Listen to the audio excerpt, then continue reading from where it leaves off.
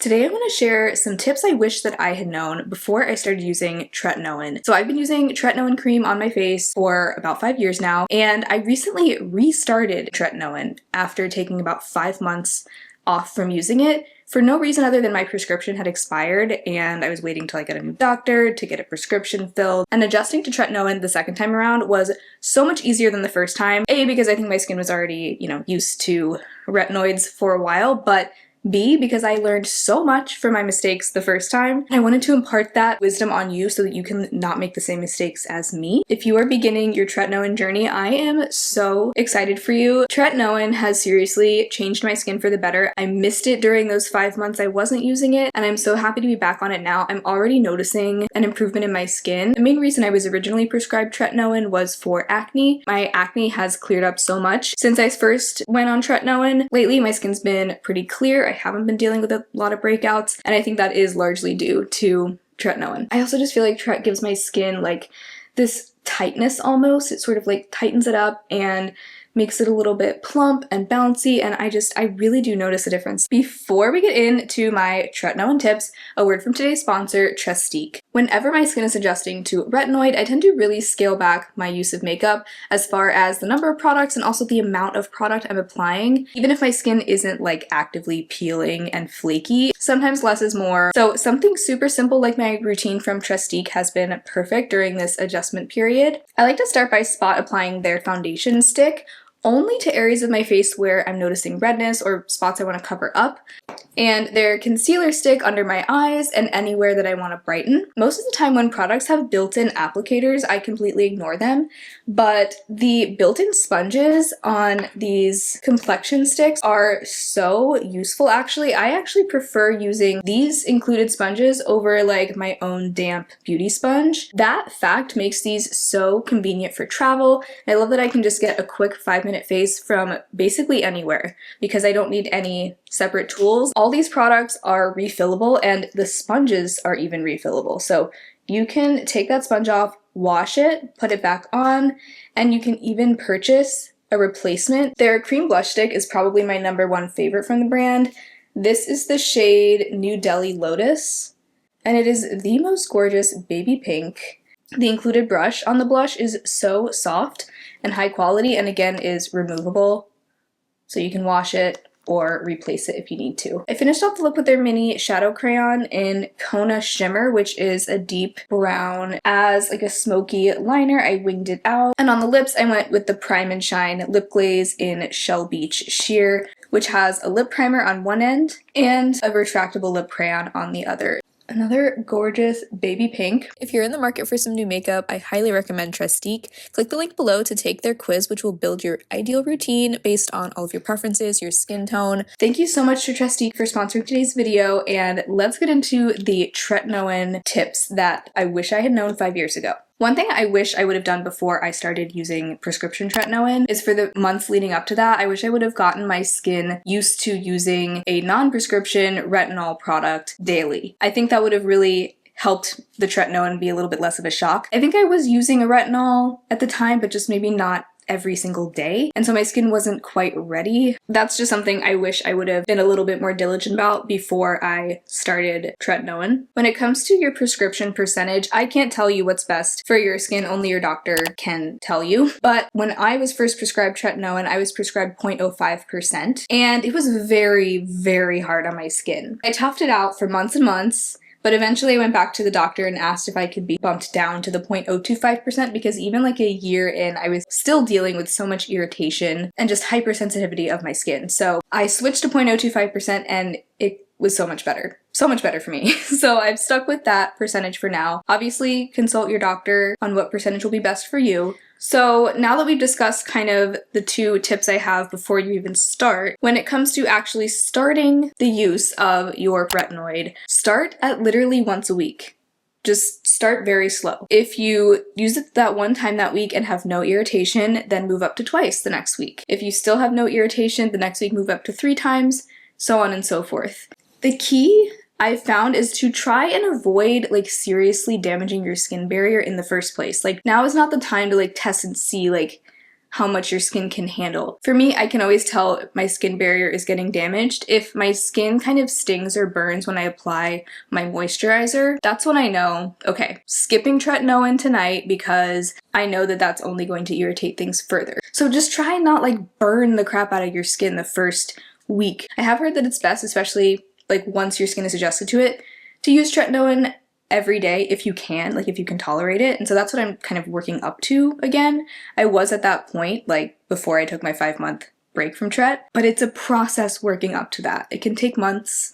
So just be patient. Don't try and overuse it. My next tip when you are in that beginning few months, I would say, with Tret, I mean, this might sound extreme, but yeah, for a few months, I would recommend avoiding any kind of other actives in your skincare routine. Like I'm talking like chemical exfoliants, AHAs, BHAs. I think it's best to avoid those things, at least for me. Like I cannot use any kind of chemical exfoliant. Just strip back your skincare routine to the basics, a gentle double cleanse routine, moisturizer, sunscreen. The next thing, if you take only one thing from this video, petroleum jelly. In between your tretinoin nights, slug your face with petroleum jelly, Vaseline, or if not petroleum jelly, some sort of occlusive ointment is going to change the game for you, especially if you are getting really irritated when you use Tret. Use petroleum jelly as the last step of your skincare routine on the nights in between tretinoin. That is what I've been doing this time. That has completely eradicated the redness, irritation,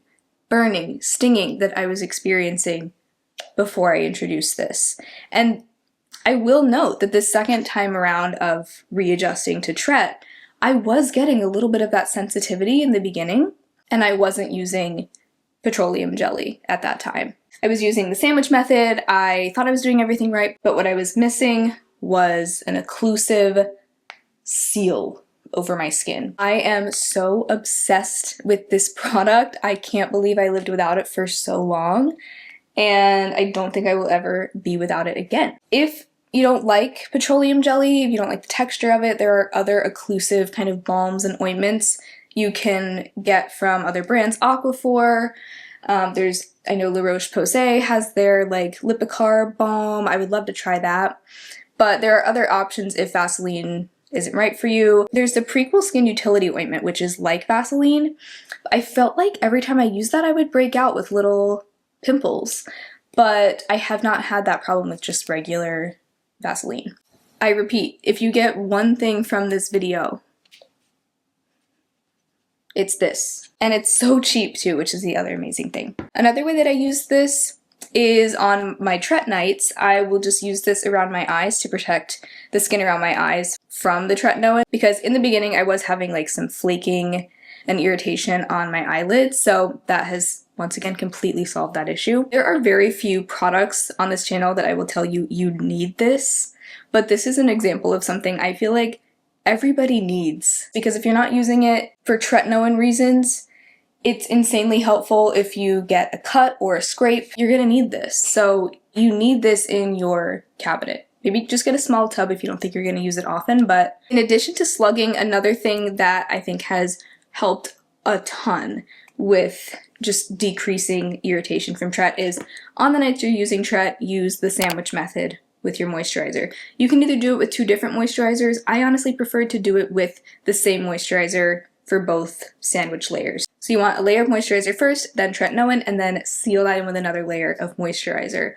And this really, really cuts down on irritation as well. Like, I definitely think, especially in the beginning, just go ahead and do the sandwich method, and then once your skin adjusts, you might not need to do it anymore. So those are my top tips, but if you are, let's say you're doing all those things, you're introducing slowly, you're slugging, you're doing the sandwich method, but you're still experiencing irritation. One thing I found that helps is to avoid American chemical sunscreens. So this doesn't apply to like Korean and Japanese sunscreens, or even like some of those European sunscreens that use new generation chemical filters, but I'm talking about just your like American sunscreens. Those are the ones that I find to irritate my skin, specifically like when I'm also using tretinoin. It seems like those two things don't get along well, so either sticking with mineral sunscreens, which I personally don't usually like, or Korean, Japanese sunscreens with those newer filters in them that I can handle. So that's one thing I'd recommend. Another thing that helped me a lot when my skin was super dry in the beginning was switching to a non-foaming face cleanser. So I always double cleanse. Like at night, I always use an oil cleanser or cleansing balm to remove makeup and sunscreen. Then I go in with a second cleanse, and I found that it really helps for that second cleanse to also be non-foaming. The Cetaphil Gentle Cleanser, the CeraVe Gentle Cleanser, or the Equate dupes of either of those is perfect and very inexpensive.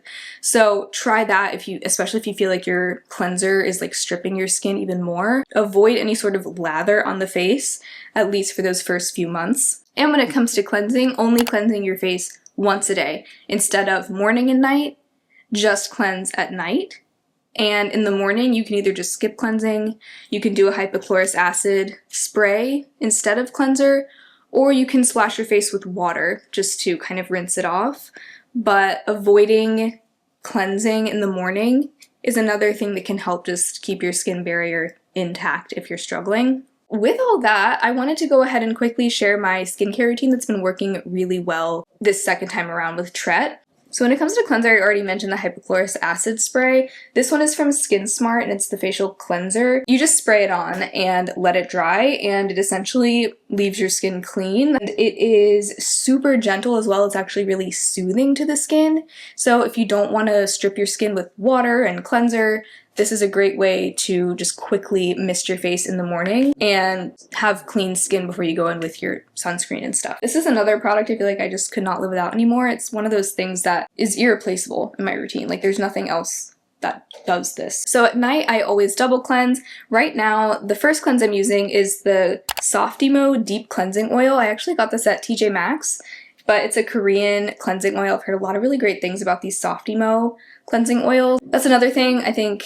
Sometimes if you are the type to use like a cotton round to remove your makeup, or a makeup wipe, or a microfiber like makeup eraser cloth with a cleansing oil, maybe skip the cloth, skip the cotton round, and just use your hands because they're a lot less abrasive. Even the really soft microfiber makeup erasers can be a little bit abrasive on your skin. This has been really great for my first cleanse.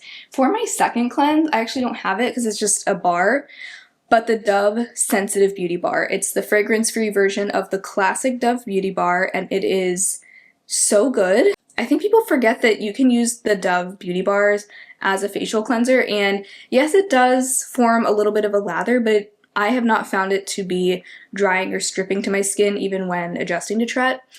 I still find it gentle enough. I'm also able to use it around my eyes without irritation. It's just so gentle. I just feel like it's, even leaving moisture in my skin after I rinse it away, and it's just so nice. It's one of those products that I think there's a reason it's such a cult favorite product and has been for decades. I feel like many of our grandmothers probably use the Dove Beauty Bar on their faces, and there's a reason for that. It's just a good, solid product. Speaking of products our grandmothers probably used, the moisturizer I've been using every day, morning and night.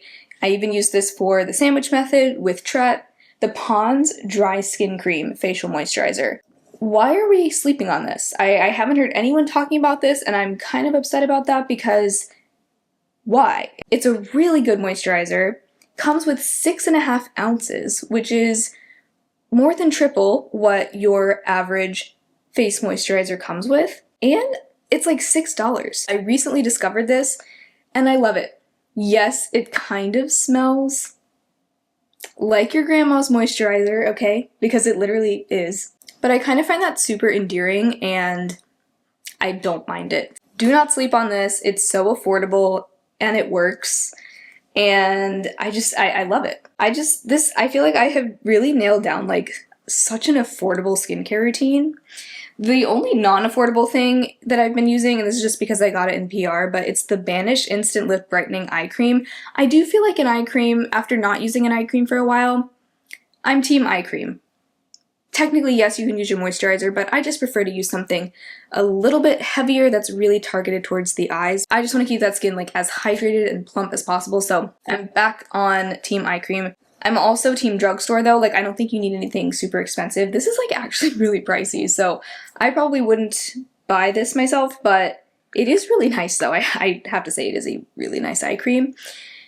Really rich, like just super soft to apply. I love it. So that's what I've been using as my eye cream, and then I usually will top it with the petroleum jelly. Whether it's a tretinoin night or not, every night my eyes are getting bathed in a layer of this. And obviously we can't forget sunscreen. Right now I've been using this one, but I have so many sunscreen videos on my channel. I would highly recommend trying Korean or Japanese sunscreens. I find them to be the most sensitive skin friendly. I'm gonna list below a couple of my favorite Korean sunscreens that are especially good for sensitive skin. So those would be really my top picks, but the sunscreen I've been using right now, and I am liking it, it's a mineral tinted sunscreen from Undefined Beauty, and it's the R&R Sun Serum with SPF 50. It's also water resistant. I'm actually almost done with it, but this has been my everyday sunscreen lately, and I do really enjoy it, but I am looking forward to going back to some Korean sunscreens pretty soon. I did just place a big Yes Style order because I want to do another sunscreen roundup this year.